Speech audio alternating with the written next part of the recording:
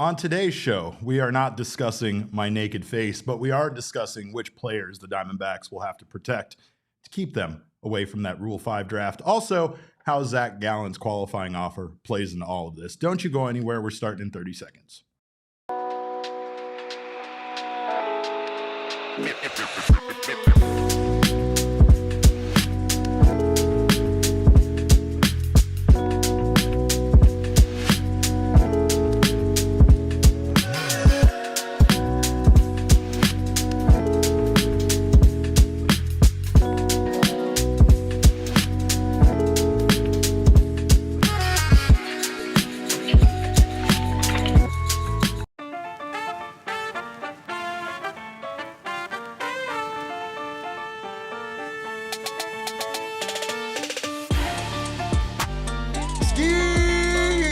Welcome into another edition of the PHNX Diamondbacks podcast, live from Studio K, presented by our friends at Circle K.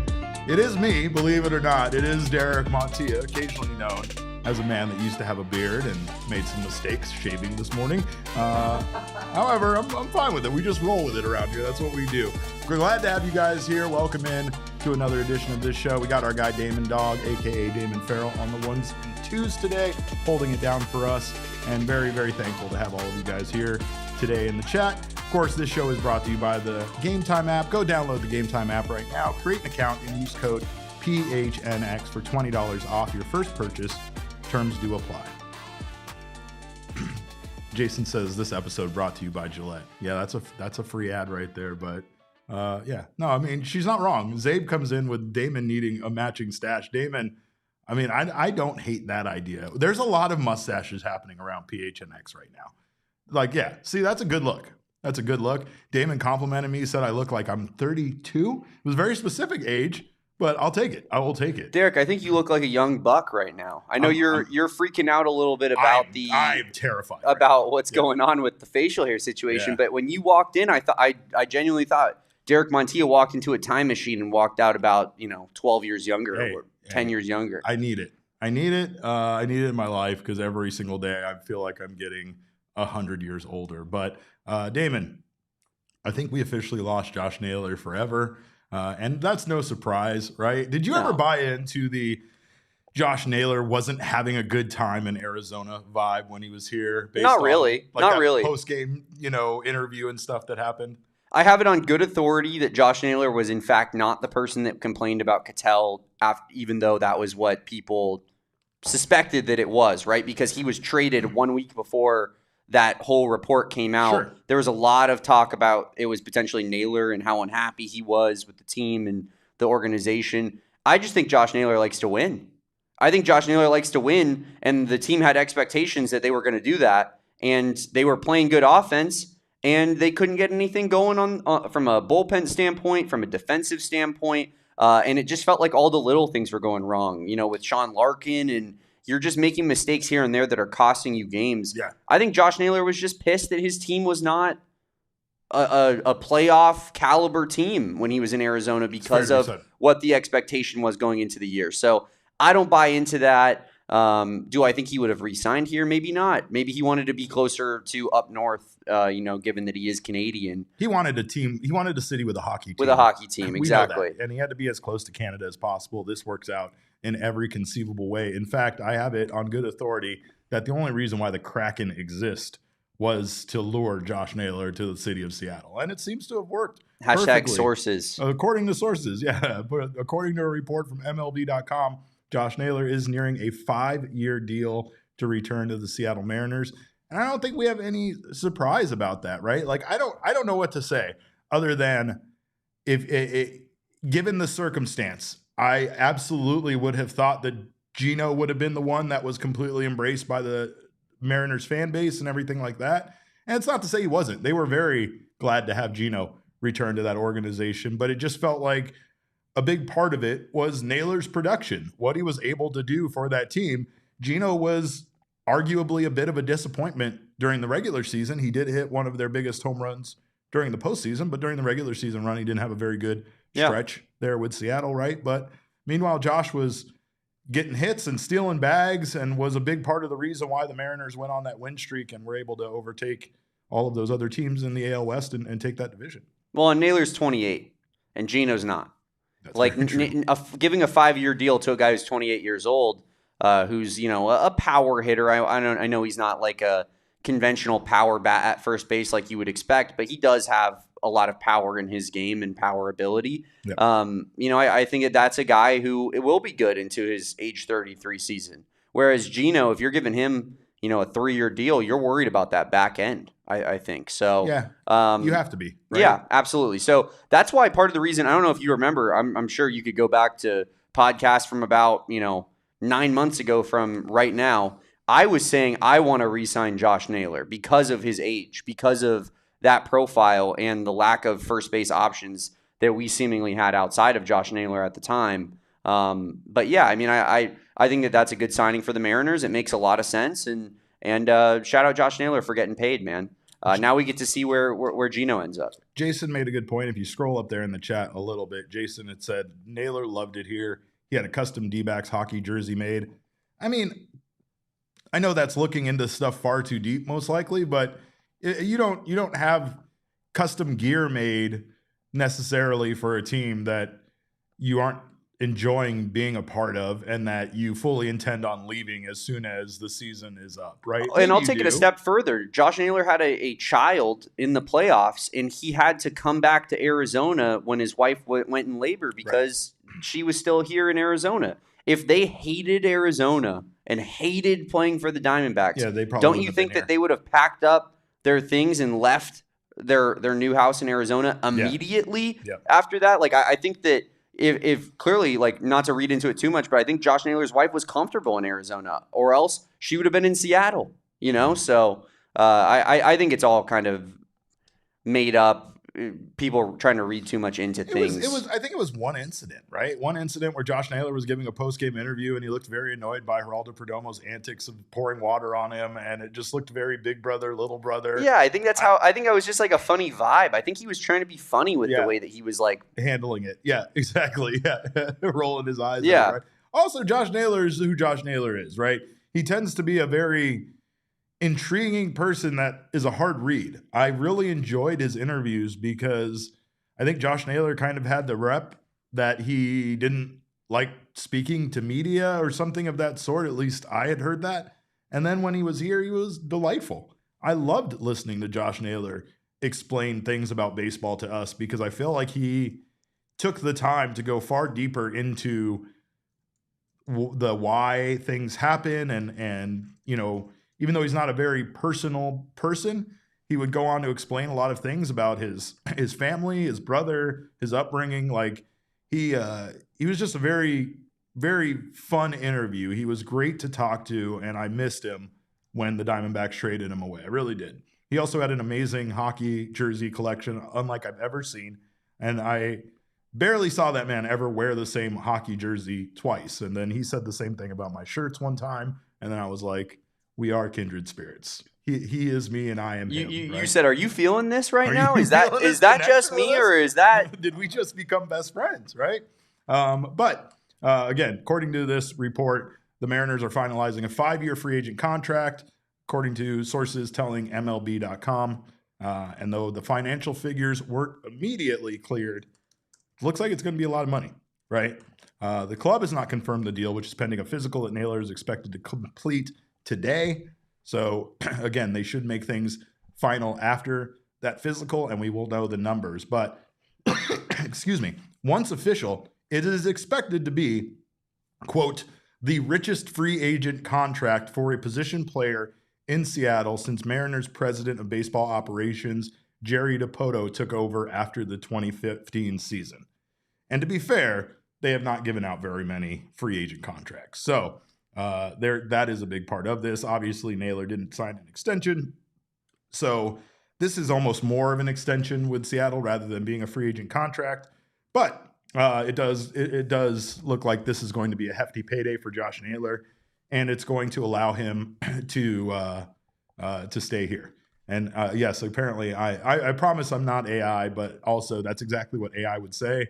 I have no way to convince you otherwise. But What I will say here is that this does impact the Diamondbacks, believe it or not. Not only does it take Josh Naylor off the market, not to say he was necessarily someone the Dbacks were interested in bringing back or were pursuing, but again, one more first baseman is off the market, and should they decide to fill that first base position that they kind of need to fill, it might be a little bit more expensive now because of the market and because of what the Mariners are going to pay Josh Naylor. Essentially, Alonso and Bellinger are both expected to receive far more than Naylor was getting. So aside from taking the Mariners out of the market for a first baseman, this does have a pretty big impact on what those guys will receive. And then again, if anything, Naylor's deal does take one more option off the table for clubs that are not looking to sign those big names. So now again, the market for the, I guess, next tier of first baseman gets a little smaller and a little bit more expensive. And that would be guys like Ryan O'Hearn, Luis Rise, Rhys Hoskins. It would seem, as Michael Dixon is demanding in the chat, that a reunion with Paul Goldschmidt is seeming more and more likely. For sure. Who hates that? I don't think I hate that. Maybe you? No, Damon, we're not doing that today. We're not doing that. Well, I mean, you asked the question. You said, who hates that? And who better than the guy who hates Paul Goldschmidt more than any Dbacks fan in existence? I should have expected that. I don't hate Paul Goldschmidt. In fact, I love him quite a bit. This all stems from me saying that Paul Goldschmidt wasn't clutch, which I believe there's like statistics. I think overrated might have been used maybe at one point. Maybe I said you people want to build the statue, and that right there put me on the other side. Yeah, that'll do it. With Paul Goldschmidt. I got a question for you though, Derek. Yeah. Go. Do you think that you just talked about the first base market? You talk about Josh Naylor, what a big contract he signed, right? And how, in a way, even though it just takes out the Mariners who needed a first baseman. And we knew that Josh Naylor was going to go back there anyway. That's why I feel like this wasn't a thing where you were hearing the Mariners pursue Pete Alonso or somebody else, right? For sure. It just felt like they weren't going to go for the Bellingers and the Alonsos. As you said, that those guys are going to make so much more money. Do you think that Mike Hazen looked at the first base market and read it correctly, forecasted it correctly by saying, you know what, Josh Naylor's going to get a 5-year, how much money was it? They don't know yet. Oh, okay. They haven't even projected he's probably it. Yeah, he's probably going to get a 5-year, $100 million deal, somewhere in that range, right? So that's a ton of money. Bellinger's going to get more, and Pete Alonso is going to get around the same as that. And I wonder if Mike Hazen looked at that and said, we're going to have to cut corners somewhere this offseason. I think the first base market is going to be too much money for us to get in on. That's why we're going to go with Pavin, Locklear, maybe some Goldschmidt if we get him on that 1-year deal that everyone seems to think is going to happen, and then put the actual resources that the Diamondbacks do have elsewhere. Because that's kind of the read that I'm getting on it, is that, obviously we all made sense of it, that like you got to probably trust internally at some point. I wonder if Mike Hazen specifically looked at this position and said to himself, well, that's not the one that we're going to invest in the external market. Right. Well, coming off of last offseason, they lost Christian Walker to free agency, and they bring in essentially Corbin Burns on a deal that disintegrated their available budget. An unexpected deal, right? We've talked about that. Like, they did not expect to sign Corbin Burns. They expected Jordan Montgomery to be in their starting rotation.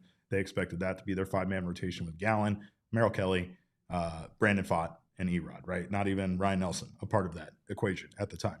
And instead, they go out, they unexpectedly land Corbin Burns, and I think that kind of is a big reason why they decided they had to go to trade to fill that first base position and bring Josh Naylor here. And you're right. I mean, Josh Naylor was on an expiring contract. He was a rental. There is no bigger indication that the Diamondbacks fully intended on last year being a huge success than bringing in Josh Naylor on an expiring contract, trading a young starting pitcher away for him, and essentially, not getting much more than half a year of service out of Josh Naylor for trading that young arm. I'm sure that there's some regrets on Mike Hazen's part about that. Not to say it didn't work, but overall, right, it definitely, you could say that the rental of Josh Naylor didn't have the impact because the Diamondbacks could not capitalize on his time here, right? And that's similar to what might be going on here with Corbin Burns.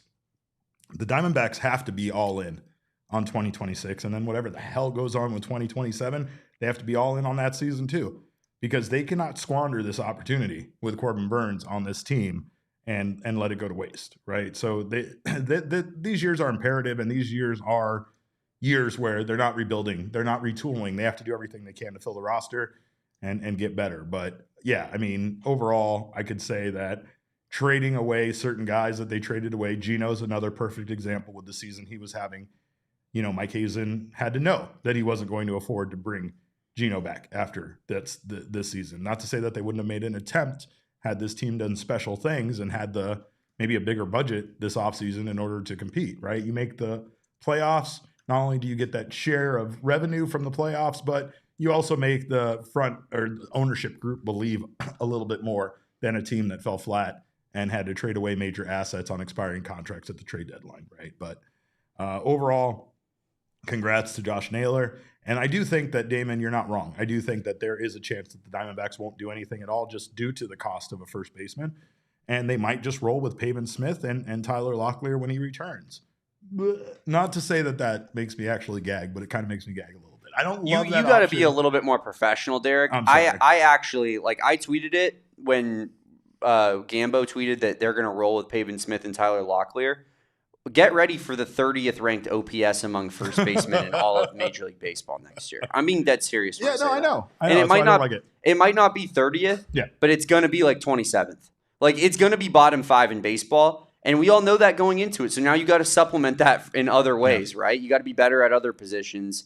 And thankfully, we have Geraldo Perdomo and Ketel Marte up the middle, who are two of the best offensive players at their positions in all of baseball. So not all hope is lost. But for how long? How long do we have Ketel Marte, Damon? I just need to know. Don't do that again. I am so sick of these articles, as I'm sure many fans are, right? Every time an article comes out, I feel like it's, just one more piece trying to convince me this is a good idea, so it softens the blow and it inevitably happens. I mean, even our good pal Jesse Friedman is saying stuff like that from time to time. It's sickening, Derek. Yeah. It feels like the call has been made internally. Yeah. And apparently Jesse's on the industry plant list that we didn't know about it. He's part of it. I thought I would be part of it. I'm easily manipulated. You can buy me with some Derek shirts and some team merch. I'm easily bought. Derek can be bought 1,000%. But how do you think that went out? You think that was a league-wide text message to all the Baseball Writers Association of America? No, they're on a group chat.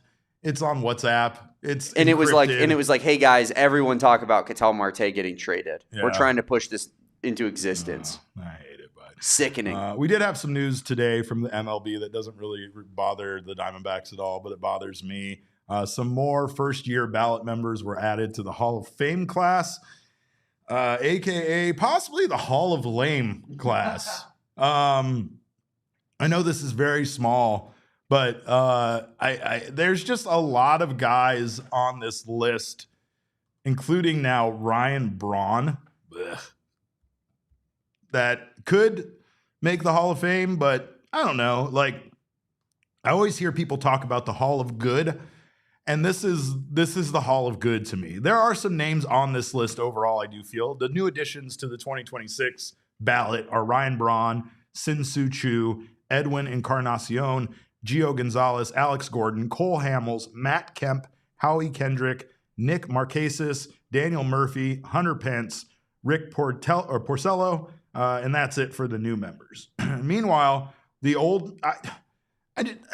the new members. I can't even imagine these guys making the Hall of Fame. Maybe Cole Hamels. Yeah, I mean, I'm looking at these new guys are insane, Derek. Like, I'm looking at these. I know that they have to add them to the list because that's like they meet a threshold. But like, right. Let's just mark some of them off as we go. I don't know what to think about Ryan Braun. We can put him to the side because of his steroid usage and how people feel about that. There is no way I just can't. You can't even have that. No, discussion. I'm saying he's not going to make it, but I'm saying he's almost in and of itself like a different discussion to be had for sure. Now, looking at the rest of these guys, Sin-Soo Choo not going to get enough votes to be on the next year's ballot. No. Edwin Encarnacion was a DH, no chance. He wasn't even that great. I mean, he was really good, but he wasn't David Ortiz level DH. Now, who's the only DH basically in the Hall of Fame? Edgar Martinez maybe as well. But again, those are the top of the top guys. Gio Gonzalez is like, all right, no chance that guy is on the list next year.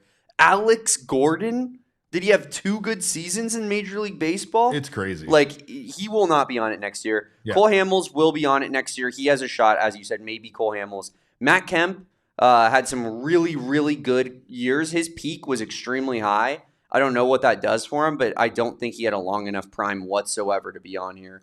Howie Kendrick, we'll see you next year, bud. Thanks for coming out. Nick Markakis, same thing. What the hell are we talking about? Right. Daniel Murphy, you had 1 good postseason. You are nowhere near a Hall of Fame level player. Hunter Pence, you were a wacky homeless man in a baseball uniform.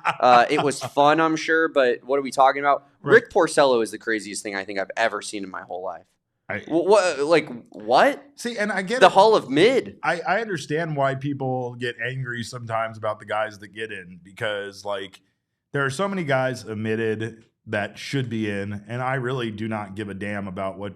Like I'm sorry, but a player making history, regardless of steroid use, should be in the Hall of Fame, right? And I know people hate that. I know they want to hate that. I'm sure at one time I've probably even said things that contradict it, but it's the truth. Like, to have somebody like Barry Bonds not be in the Hall of Fame is kind of broken the Hall of Fame in a certain way. 1,000%. You know, because it's like you just can't omit those guys that made history, those guys that literally changed Major League Baseball in the 90s, and quite frankly caused Major League Baseball to change forever based on how good they were and how out of control things got, right? Derek, he has 7 MVPs. 7 MVPs!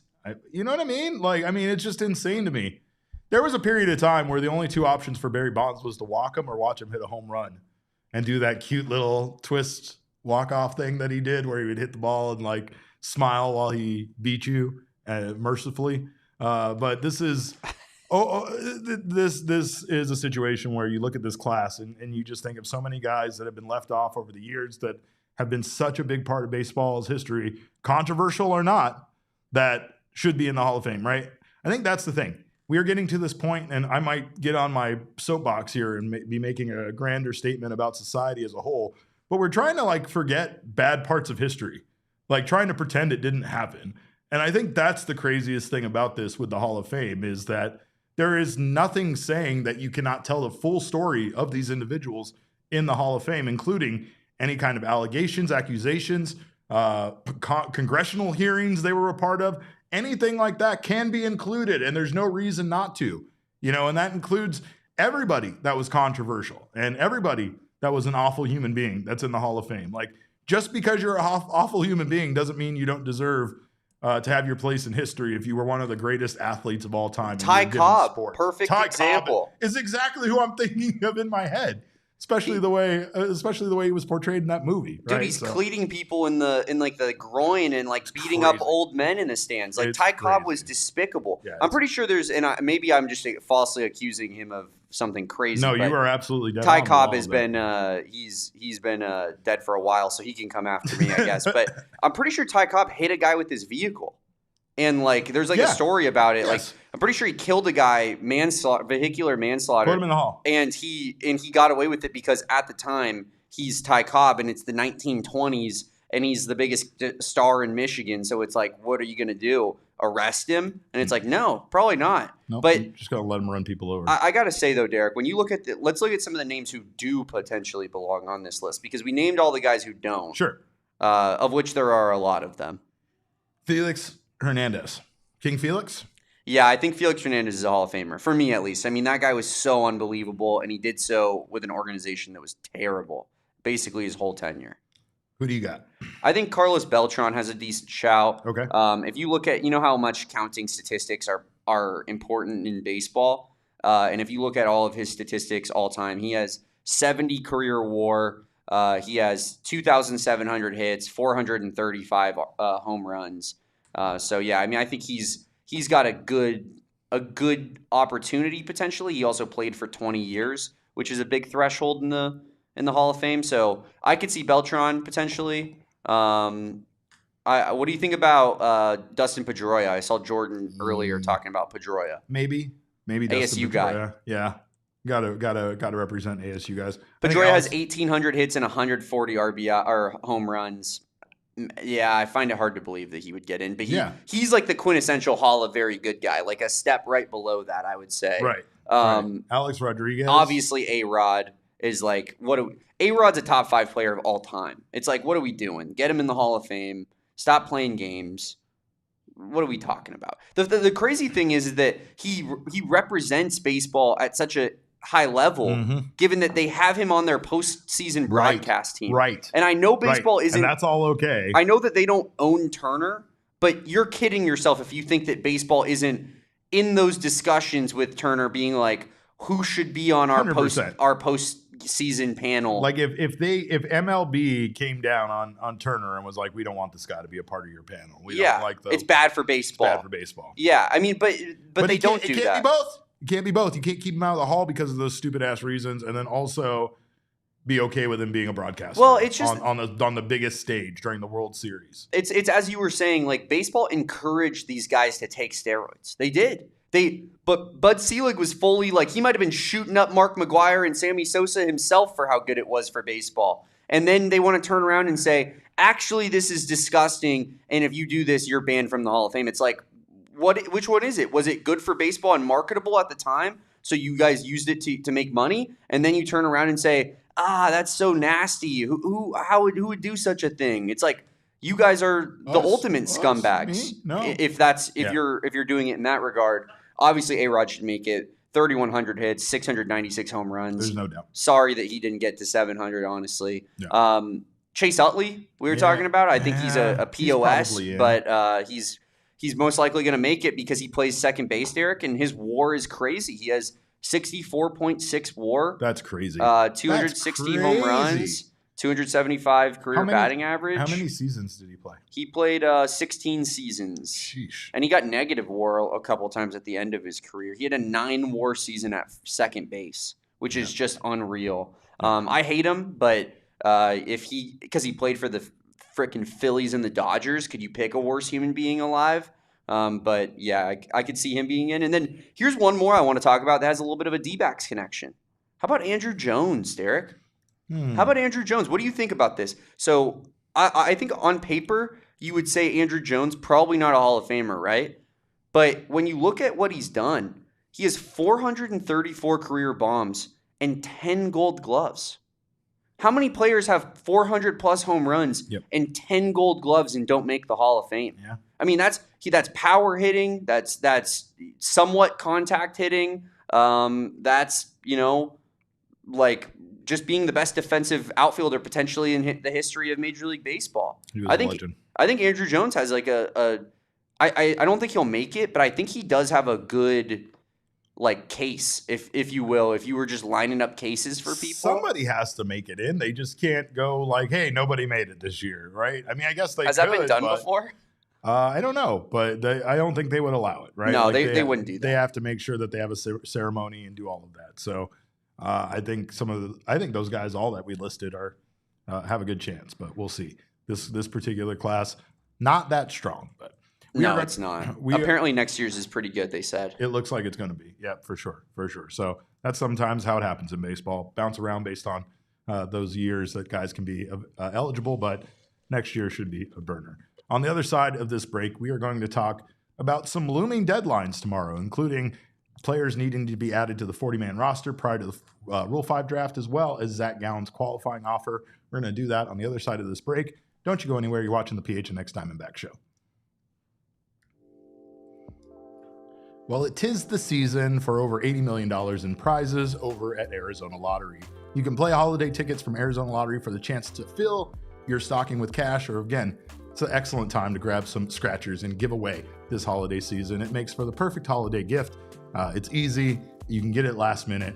And again, as much work as I put into getting gifts, you'll still be the star of the party if you're giving out Arizona Lottery scratchers. Right now, there are 6 festive scratchers to choose from, including Cash Countdown, which has prizes up to $250,000, and Candy Cane Cash, which is just delightful because it smells like fresh peppermint.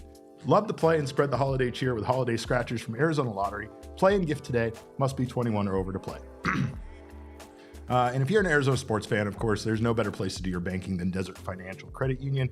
It's the only place you can show your team spirit every time you make a purchase with exclusive debit cards branded with your favorite teams. Those Arizona Cardinals, if you want to call them that, Arizona State University, and Northern Arizona University. For more than 84 years, Desert Financial has been Arizona's largest, most trusted local credit union, dedicated to creating exceptional experiences by giving back to the community and providing financial solutions that help make your life better. Join a credit union that is committed to giving back to the community and sharing success with their members. When you open a free checking account online, get $200 in bonuses. Get started by visiting desertfinancial.com/200 today. Well, November 18th is tomorrow, and there are some looming deadlines for the Arizona Diamondbacks, including it's the deadline to add Rule 5 eligible players to their 40-man roster to protect them from the Rule 5 draft. Now, if you don't know what a Rule 5 draft eligible player is, it is a player who's signed at the age of 18 or younger. They would need to be added to the 40-man roster within 5 seasons, or they become eligible for the Rule 5 draft. Players who signed at 19 or older need to be protected within 4 years. So there are a number of players right now that are technically eligible to be taken from the Arizona Diamondbacks roster in the Rule 5 draft. Now, one caveat, as we've discussed in the past, is that in order for a team to keep a player, they must add them to their active roster for the entire season. That's really what makes the Rule 5 draft so difficult. And that's why I think when you see the Rule 5 draft come and go, you see teams not lose any players. In some cases, you see teams not take any players.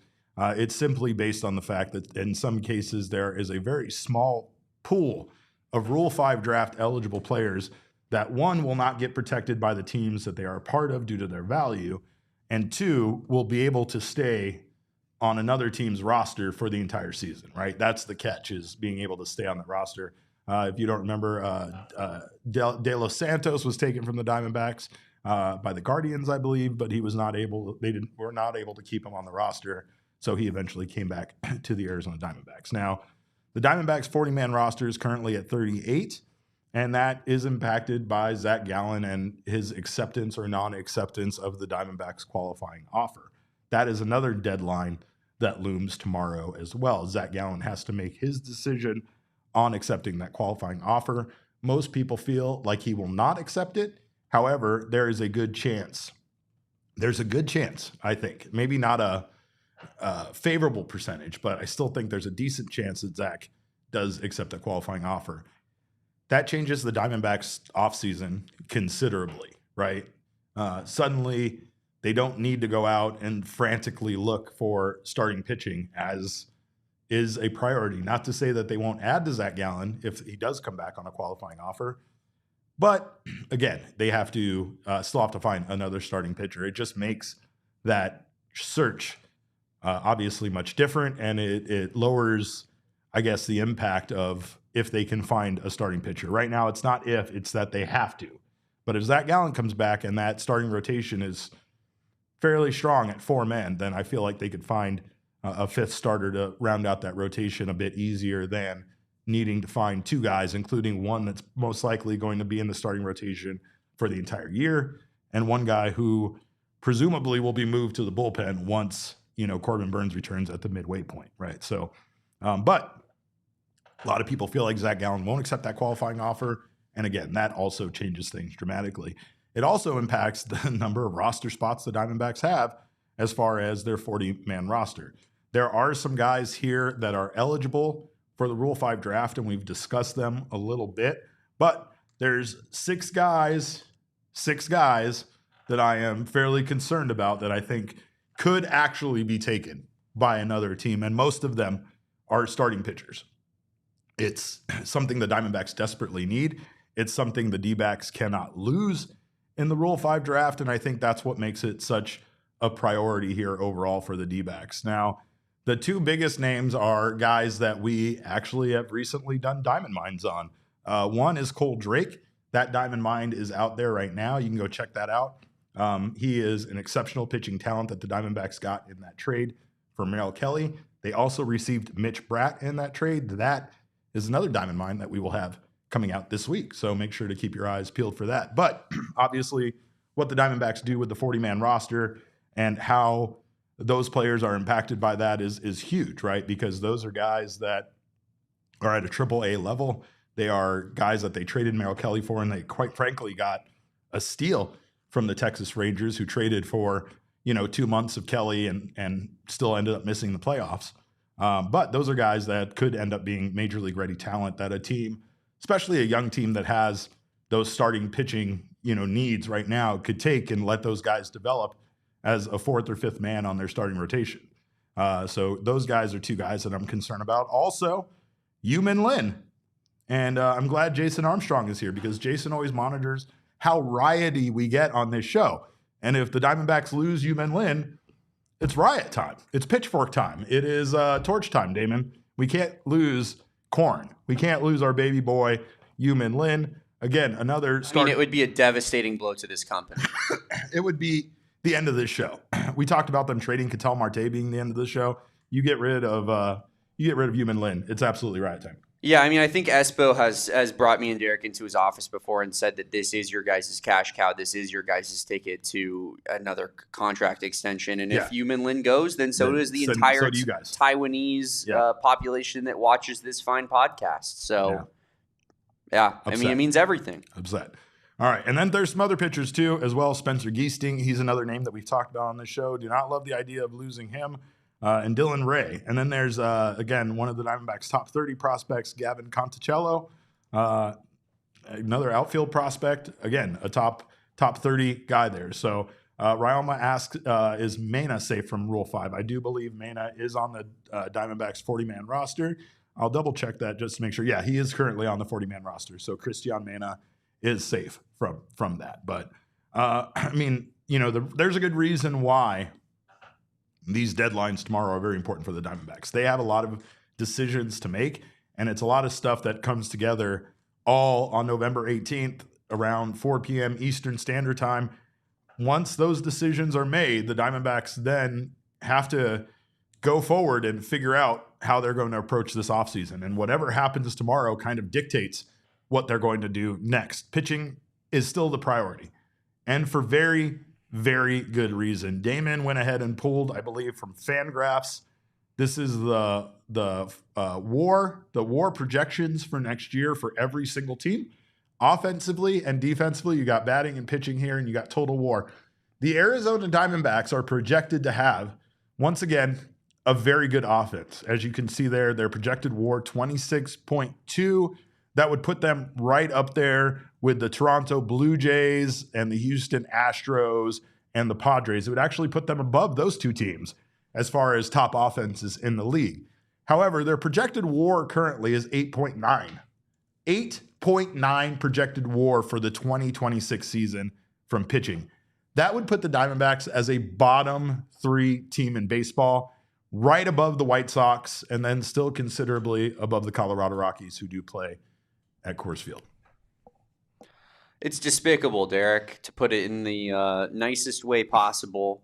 26.2 batting WAR. If you look at the teams that Arizona's in company with a 26 and above, we're talking Dodgers, we're talking Yankees, we're talking Mariners, we're talking Braves, we're talking Mets, we're talking Blue Jays, we're talking even Orioles, apparently, Padres, Cubs, all the best teams. Yeah, and then it's Diamondbacks with 8.9 pitching WAR. They rank 20th, and it's all because of how bad their pitching WAR is. If once again they had average pitching WAR, they would be top 10 team probably. I mean, even look at the WAR that like the Astros are expected to get, 12.9. Like not a ton higher than. And that's without Framber. That's similar. Yeah. Like they're in a similar spot as the Dbacks. Like we don't have Merrill or Zach under contract for that, right? They don't have Framber Valdez, but they still have a higher pitching WAR than we do. It's disgusting. So, it is. But the young guys, I'm worried about that because, again, these young names that I brought up, these are the guys that we are going to see in 2026 at some point, inevitably. This is the pitching depth for this team, and these are the guys that are ready to be called up.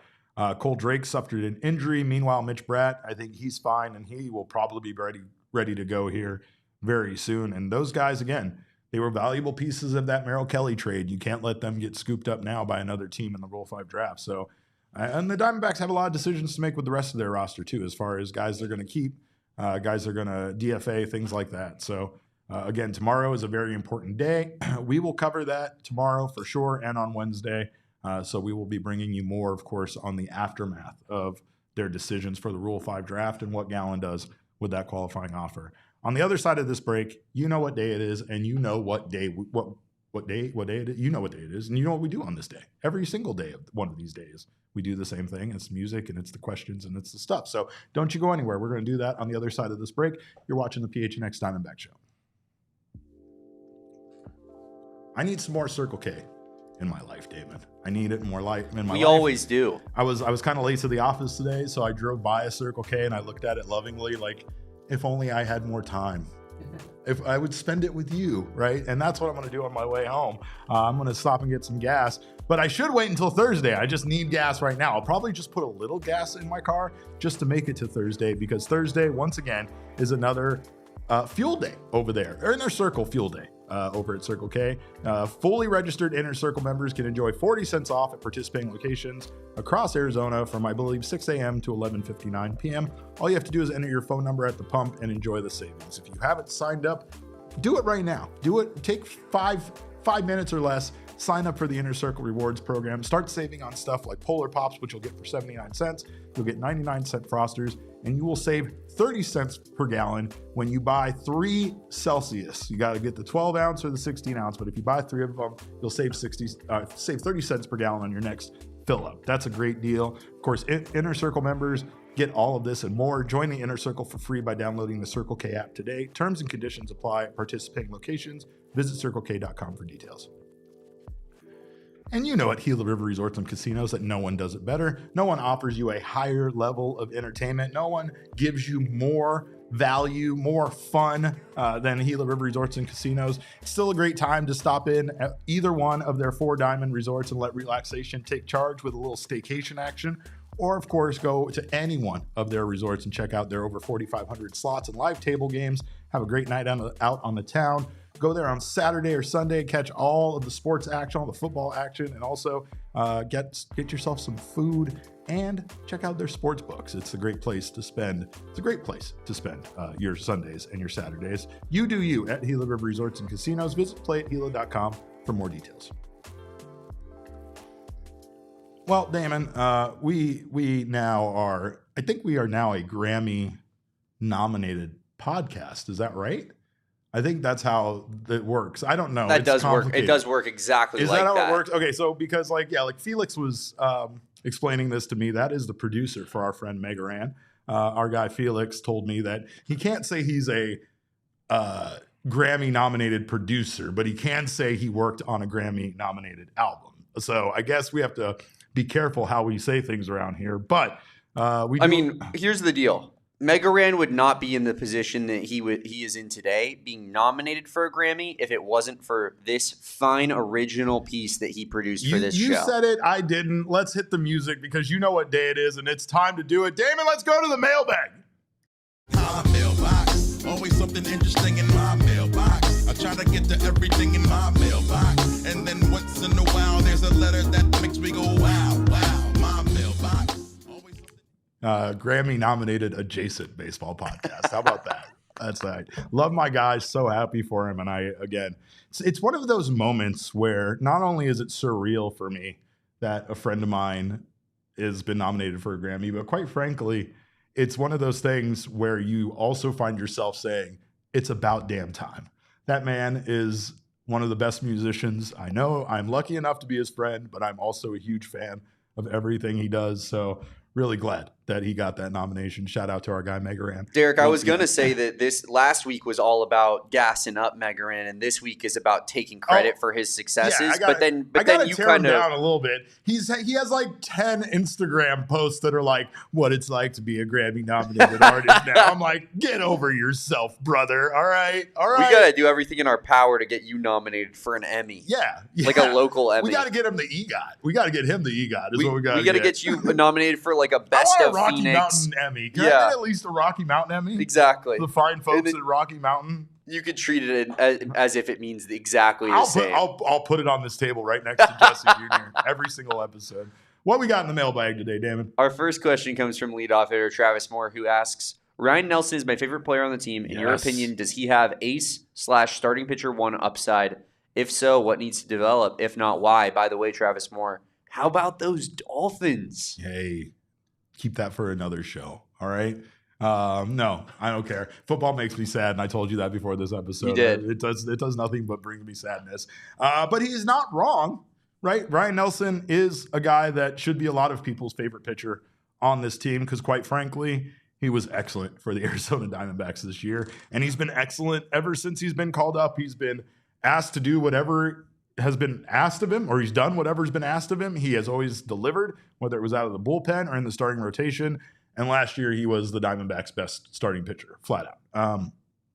I think developing some secondary pitches would help him quite a bit. Not to say that he doesn't have any secondary pitches, but he just relies on his fastball entirely too much. Now, his fastball is very good. It's very, very good. But I feel like the elite pitchers have a lot in their bag that they can go to.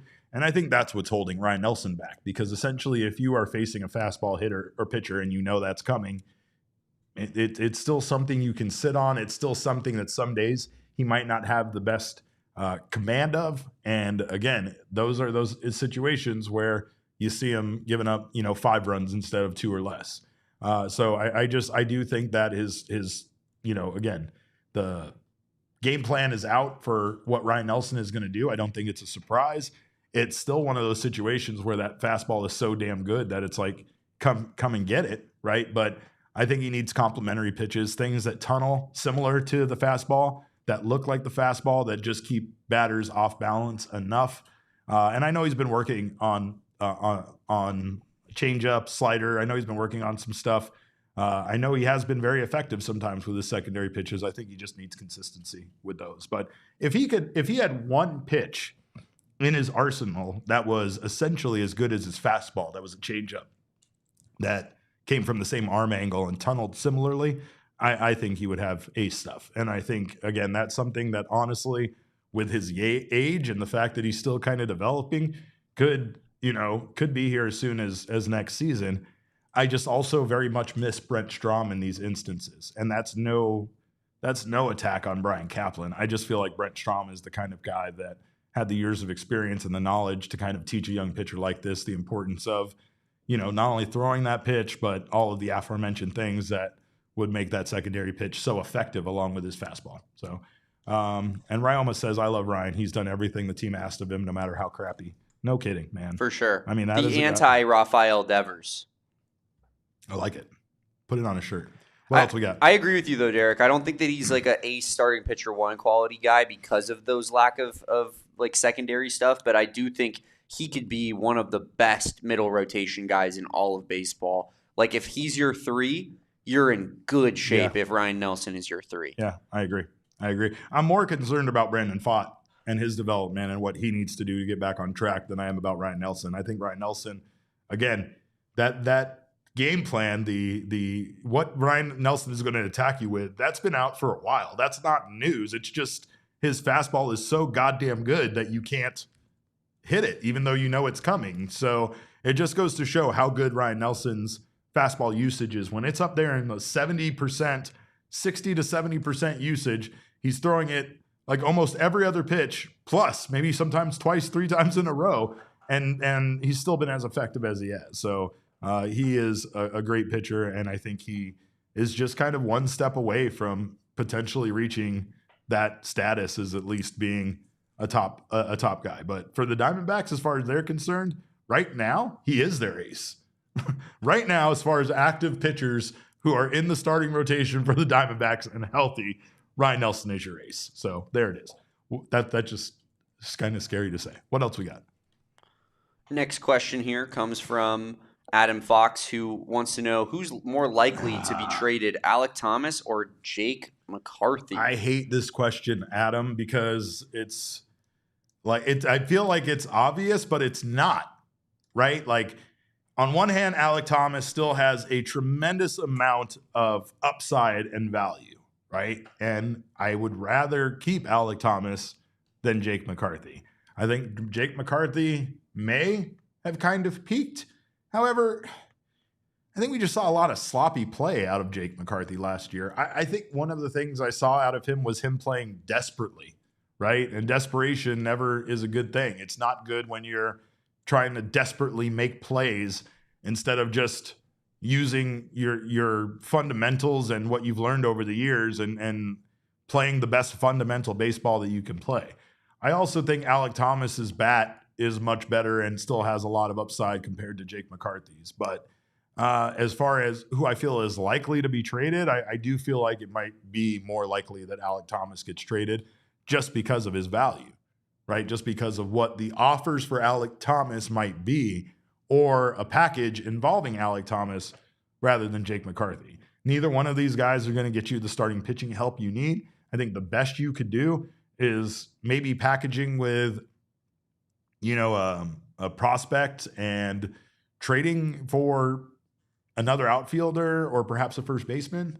But again, I don't believe you're going to get the starting pitching. And meanwhile, if you trade Alek Thomas for a reliever, then I don't know if people are going to feel like you got enough in return for Thomas. So I think it's a difficult situation. I do think that Alek Thomas is still progressing, still developing. And I could probably say the same about Jake McCarthy. I just feel like the value for those two players are in completely different places, even though their numbers aren't off. I mean, Alek Thomas was not performing that well last year, but his final numbers look far more attractive to a team looking for an outfielder. Plus, you could put together a highlight reel of Alek Thomas's defense, and it would probably be close to 2.5 hours long, right? So it's defensively, he's just got a tremendous amount of value for, any team. I still think that we need to fleece the Chicago White Sox because they want him bet more than any other team in baseball. So let's just make that happen. Let's figure it out. What do we got next, Damon? Our next question comes from Mo Wood, who looks to have a Phillies gear on Mo, in his avatar here. I do appreciate you being here. Who's getting 40-man protected, Derek? It's got to be the guys I discussed, right? It's got to be Cole Drake. It's got to be Mitch Brett. Makes sense, given the level of minor league baseball that they're at, because those guys seem like guys that maybe if you're like a Rockies or a White Sox, why wouldn't you give those guys a chance? Right? Yeah. Especially considering how highly touted both of those individuals are. I also think, again, the Diamondbacks have an outfield situation. They probably don't want to lose pitching, but they also don't want to lose outfielders. I think Gavin Conticello might be a guy that they need to protect as well. The problem with those three individuals is they are all ranked in the Diamondbacks top 30 prospects list, right? So I'm not going to say that MLB teams are as lazy as I am doing this show at times, right? I'm not going to say they're just looking at prospects in the top 30 list and being like, these are the guys we're going after, but how can they not, right? Assessments have been done. Experts, scouts, everybody has given their input in regards to things like the top 30 prospects list for each team, right? So there's a lot of stock put into that, and I think MLB teams value trying to acquire a player from a team's top 30 prospect list, especially if that player is already at a AAA level. Like Damon said, what's to keep a White Sox team or a Rockies team that's already going to be terrible next year from adding to that roster and just keeping him here, especially if he can maintain an ERA below 4.5 and can somehow still win you baseball games, right? I don't think it's that out of the question with Cole Drake or Mitch Brett. Drake might be a little less likely coming off of that injury that he's coming off of, but again, I still feel like a team would have no problem stashing him and then adding him to their roster. So I still feel like those two guys, considering the importance to the team, the importance to pitching depth that they are, and the situation the Diamondbacks found themselves in 2025, they just can't lose guys that are that close to being major league ready, especially considering that they just got those guys in a trade. So, yeah, that's who I feel like will most likely be protected. But I also hope that every single diehard out there is protected, maybe on the Rule 5 draft, maybe from, whatever dangers lurk. But we appreciate our diehards. You guys are the best. If you're not a diehard, we implore you to check out becoming one. You get exclusive content. You get access to our PHNX lounge on the Discord, which is the exclusive place to talk Arizona sports with PHNX personalities and fans. You get a free t-shirt. You get 20% off merch and 20% off events. So make sure to head on over to gophnx.com and prove your fanhood by becoming a PHNX diehard today. Love you guys. Also love all of you guys that are already members of the supporters chat. Jason Armstrong, appreciate you. If you ever send us a super chat, remember, joining the supporters club is just as good, if not better, and it costs you about the same as a super chat. So make sure to sign up for that if you haven't done so already. All right, Damon, what else we got in the mailbag today? Our next question here comes from Fleaball, and Fleaball, as always, a staple of the Mailbag Mondays, Derek, says, Love our guy, I have the solution. Resign McCann, Gabby at first base, Cattell at DH, Lawler at second base. Spend all your money on pitching. Easy, right? Yes. I don't hate that. I don't hate that. I hate it full time. Yeah, no, I mean, I do kind of hate it. I hate Gabby at first base specifically. It goes, yeah, no. It's that meme of that woman being like, here's where I'm at with this. Resign McCann, absolutely. Thumbs up, should all the be way. the backup catcher next season. Gabby at first base. Nope. I understand what you're saying because of Gabby's injury history. But Gabby does not have the power to be an MLB caliber first baseman. He would be one of the worst power hitting first basemen in the sport. I just don't think it fits all that well there. Plus, he's really short. Catcher. He's still a good catcher. And he's a great catcher. Yeah. He's really short, too, which is not ideal for first base. Cattell DH, I'm all for preserving Cattell and playing him at DH more as he rounds out the older years of his career. And then I want Lawler at Cattell second Marte base to go like lay in a hyperbaric chamber in between at bats. Like that's what I want. I want him protected at all costs. I want him wrapped in bubble wrap and kept in a protective container in between at bat. So yes, I'm all for him at DH. Jordan Lawler at second, I don't hate, but again, this doesn't fix all of the Diamondbacks' problems. I do love the idea though that the fix is here. And I think that there is a certain combination of internal players that can fix a lot of the problems Diamondbacks have. I don't think Gabby at first is it, but I do think that there are other options for this team. I know Adrian Del Castillo is a guy that they want to figure out somewhere that he can play. I wouldn't mind him working very hard at becoming a first baseman. Also, yes, I did watch Moneyball 3 times already since the season ended, and I am convinced that you can convert a catcher over to a first baseman. So I don't think Fleaball's idea here is all that crazy. Maybe re-sign McCann and have him be over there at first base. No, I kid. But overall, I do think that the most important part of his tweet or his question there is signing pitching. Like, that's it. Honestly, everything else will find a way to work itself out, or it won't, and it won't be great, like their first base situation.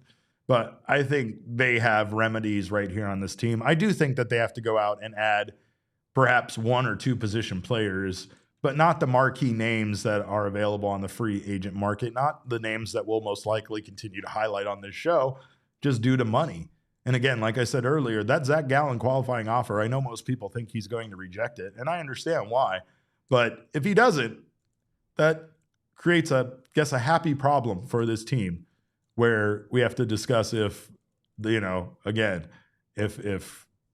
money was well spent and what they can do with their remaining budget. Should Zac Gallen, accept that, the Diamondbacks are definitely going to have less than $20 million left to spend, probably somewhere in the neighborhood of 13 to 15. And I just don't know how far that's going to get you as far as getting more relief pitching, another starter, and any position players. So I do feel strongly that the Diamondbacks will have to focus here on relief pitching, and that's just the way it is. Pitching overall. That's just the way it is. All right, what else we got, Damon? Our next question here comes from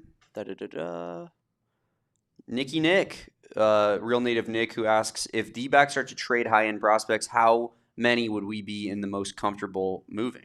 Oof. I don't know. I think that it's kind of like Cattell Marte, right? Like, the return for prospects has to be big. In fact, Mike Hazen was just quoted in a Nick Picoro article as saying that he is cautiously optimistic that he could potentially pull off a prospect for prospect trade, which really doesn't happen very often in Major League Baseball. So it's interesting to see if that happens. Overall, I don't know. I don't love the idea of moving prospects for this organization. I don't. I think that the Diamondbacks, quite frankly, are a team that has no choice but to build from their farm system, like many smaller teams in Major League Baseball. It's the way that they're going to find their next level of stars. It's the way that they're going to of course, keep them under team control for a number of years without it being too costly. And unfortunately, the Diamondbacks might start to become one of those teams that, young players come up, play their time here, and then go get that big contract elsewhere.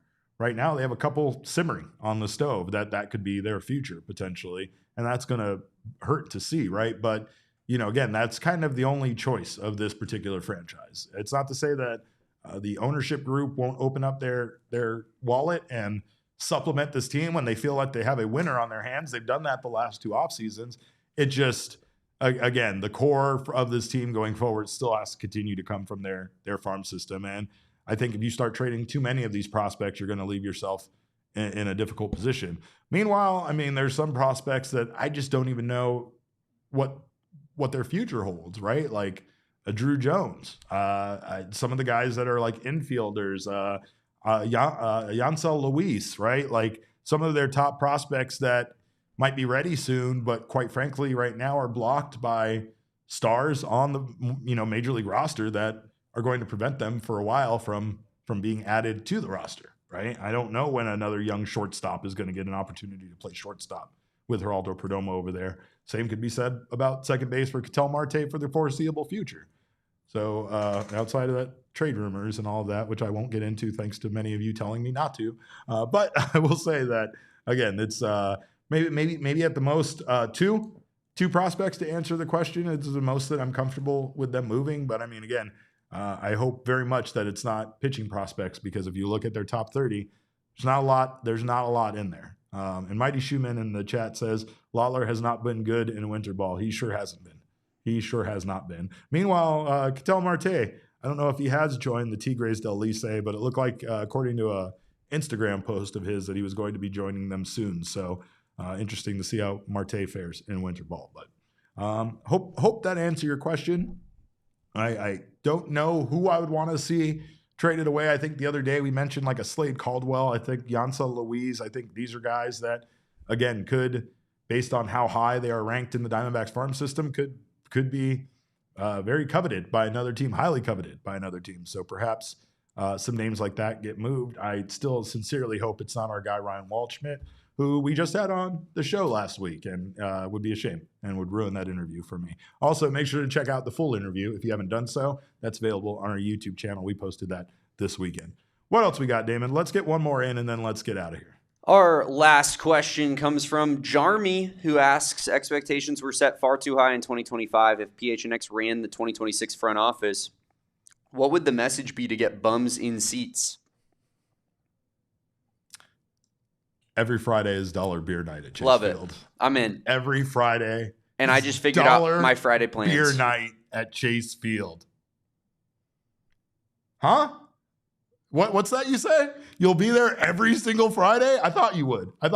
Yeah. And tickets are going to be ridiculous. It's going to be hard to get a ticket, but we'll definitely make sure you get it. No, I don't know. I mean, I want to say, if you're not talking about the performance of the team, let's say the team sucks again. Let's say we're saddled with like a White Sox year or a Rockies year, right? How do you get people in there?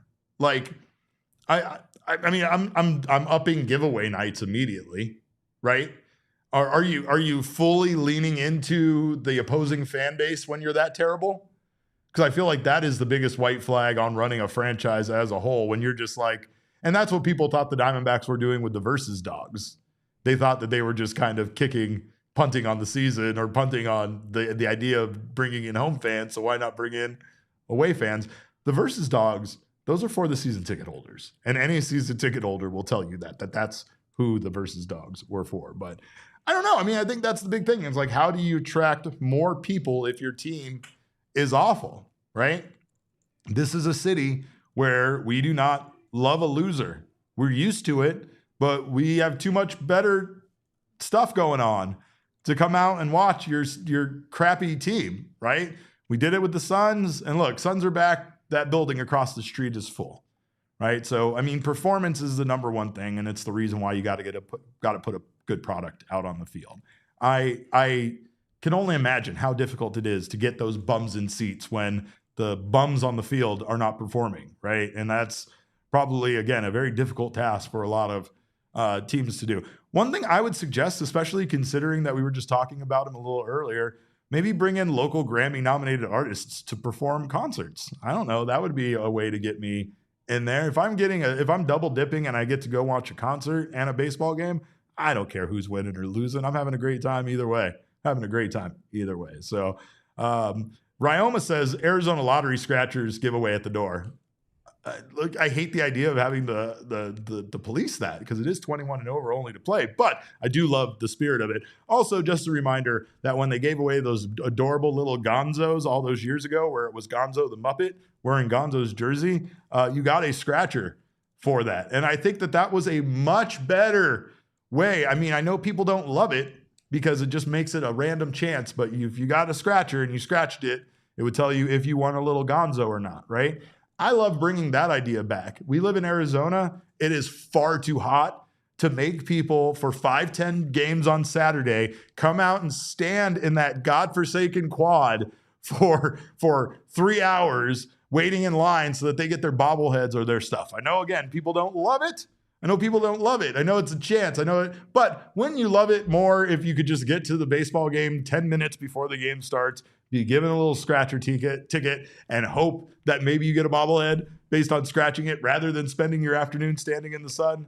I don't know. Maybe put me in charge of things. I'm pretty good at it. Give me a call, Stephanie. I'll get everything figured out with the promotions. But we love you guys so much. We thank you guys for not being too brutal on my mustache/facial hair situation. You guys are the best. We will be back tomorrow with another 12 p.m. show. Also, we are going to have Jesse Friedman joining us every Wednesday for the rest of the year. Hell We are thrilled by that. Can't wait for Jesse to be here. We'll be breaking down all sorts of obviously information here about the Rule 5 draft and the fallout of that and what the Diamondbacks are going to do in free agency this offseason. So make sure to join us on Wednesday again for another 12 p.m. show. But until then, we implore you guys to follow us on Twitter. I'm at Cap_Caveman with a K. Damon Dog is at Damon Dog with a DAWG at the end. We're all Damon's dogs. Bark, bark. Our show is at PHNX_Dbacks, but as always, all roads lead to at PHNX_sports on Twitter, Instagram, and Facebook. We love you guys. We thank you so much for your time. It's your most valuable commodity. Thank you for sharing it with this mustache. We'll see you tomorrow. Until then, have a wonderful evening. Behave yourselves. Max, good luck growing that mustache. And remember, kids, baseball is fun, but it's so much more fun when you decide which young player you are going to protect from the Rule 5 draft. We all silly like the mayor.